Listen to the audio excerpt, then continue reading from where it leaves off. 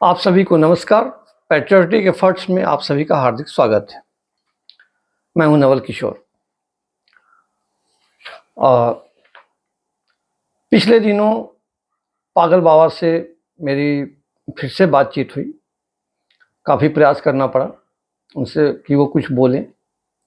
तो इस बार जो उन्होंने बात की वो एक श्लोक पर, जिसका इतना विशद वर्णन मैंने पहले कभी किसी से नहीं सुना था या पढ़ा था।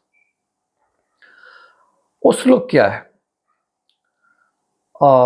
ओम सर्वे भवन्तु सुखिनः, सर्वे सन्तु निरामयाः, सर्वे भद्राणि पश्यन्तु, माँ कश्चित् दुख भाग भवेत्। ये श्लोक आप लोग अक्सर सुनते होंगे। अनेक धार्मिक आयोजनों में पंडित जी या कोई और संत महात्मा ये लोग बोलते हैं।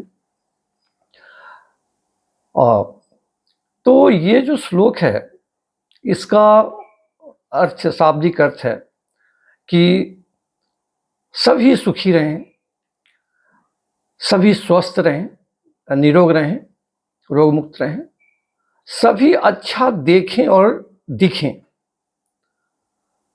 किसी के भी जीवन में, उसके भाग में कोई दुख ना आए। यह श्लोक बृहद आरण्यक उपनिषद में भी है, तैत्तिरीय उपनिषद में भी है और गरुड़ पुराण में भी है।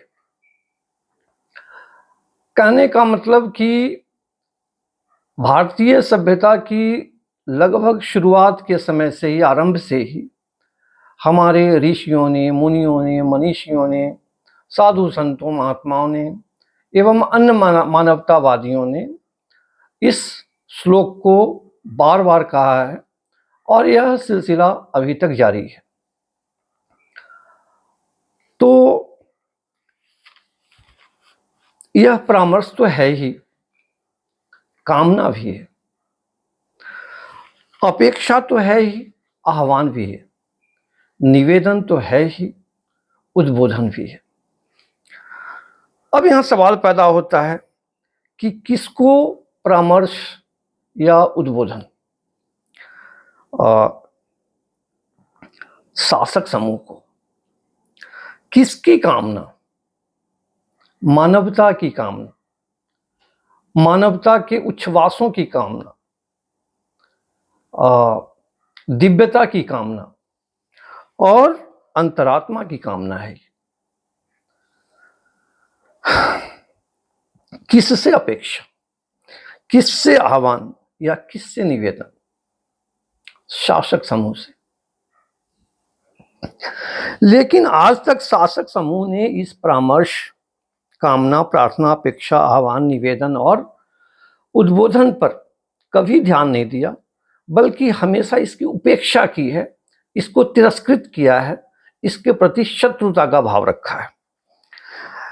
शासक समूह हमेशा इस मंगल सूत्र, मंगल श्लोक के उलट ही चला।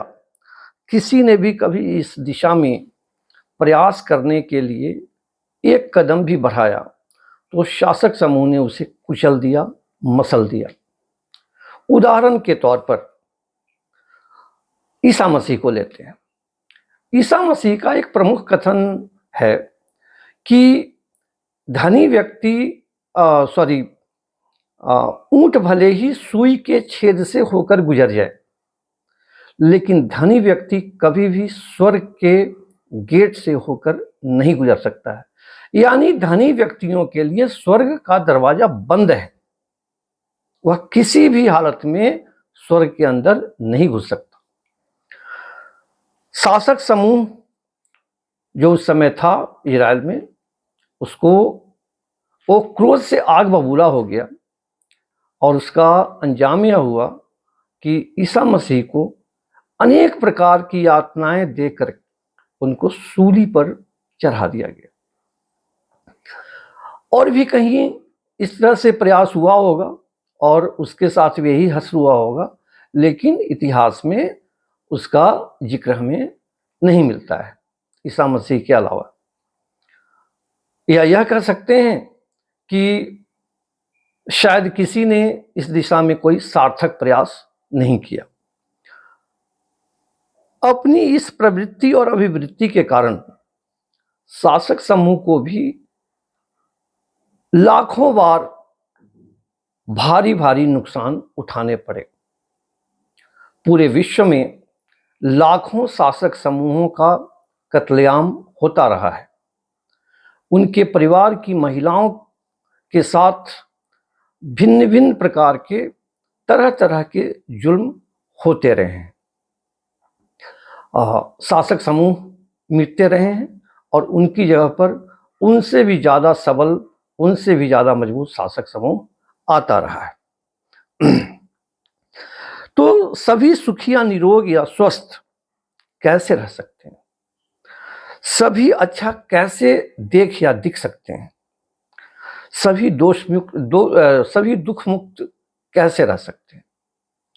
तो इस पर पागल बाबा ने कुछ सुझाव दिए। सारे सुझाव तो मैं नोट नहीं कर पाया या मेरी स्मृति में नहीं रह पाए, फिर भी जो रह पाए वो कुछ इस प्रकार से कि ये अवस्था कि सभी सुखी रहें, कोई भी दुखी न रहे, किसी के जीवन में कोई दुख न रहे, सभी निरोग रहें, स्वस्थ रहें, सभी अच्छा दिखें, यानी सुंदर दिखें, आकर्षक दिखें। तो इसके लिए ये उपाय हैं कि जब ऐसी स्थिति आएगी, क्या सभी सुरक्षित रहें, सभी के लिए रोजगार की उचित व्यवस्था हो और उनकी आमदनी या उनकी आय या उनका वेतन, उनकी सैलरी इतनी रहे कि सभी लोग अच्छी जीवन शैली और जीवन स्तर पा सकें। सभी के पास स्वास्थ्य एवं स्वच्छता पर ध्यान देने का पर्याप्त समय हो। परिवार, पड़ोस, विद्या स्थान, कार्यस्थान एवं समाज में ऐसे संस्कार विकसित किए जाएं जो अपराध, आत्महत्या, एक्सीडेंट्स आदि न होने दें। कोई भी पराधीन न रहे। जब किसी को भी ज्ञान प्राप्ति में कोई विघ्न महसूस न हो। सभी को आध्यात्मिक ज्ञान अर्थात जीवन ज्ञान जीवन भर अंतिम सांस तक मिलते रहे। स्वस्थ मनोरंजन की भरपूर व्यवस्था हो। ऐसा मनोरंजन नहीं जिससे कि मानसिक विकृति आती हो। अहम और अहंकार को पनपने का अवसर न मिले। हर किसी की व्यक्तिगत गरिमा और स्वाभिमान की रक्षा हो, आत्मसम्मान की रक्षा हो, उसका आदर हो। मानवीय मूल्यों, आदर्शों और मर्यादा पर आधारित राष्ट्रीय संस्कृति के साथ साथ संपूर्ण मानव संस्कृति विकसित हो। तो मैंने पूछा कि क्या यह संभव है? यह तो बहुत ही आदर्श स्थिति है, यह कैसे हो सकता है?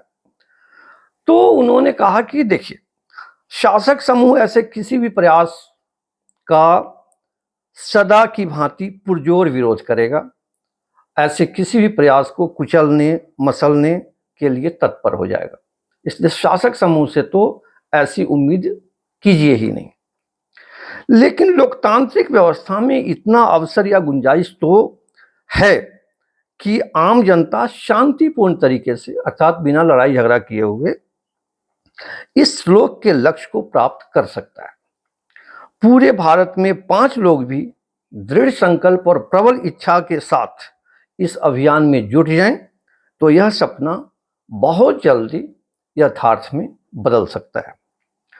आज भी अधिकांश धार्मिक आयोजनों में इस श्लोक को गाया जाता है। यह सनातन और शाश्वत श्लोक बन चुका है। इसे कल्याण मंत्र और शांति मंत्र भी कहा जाता है, क्योंकि इसी सूत्र के बल पर भारतीय समाज में और यहाँ तक कि वैश्विक मानव समाज में कल्याण और शांति की स्थापना हो सकती है। यही श्लोक वास्तविक धर्म को परिभाषित करता है। यही श्लोक अध्यात्म का मूल आधार है। आज इतना ही। नमस्कार।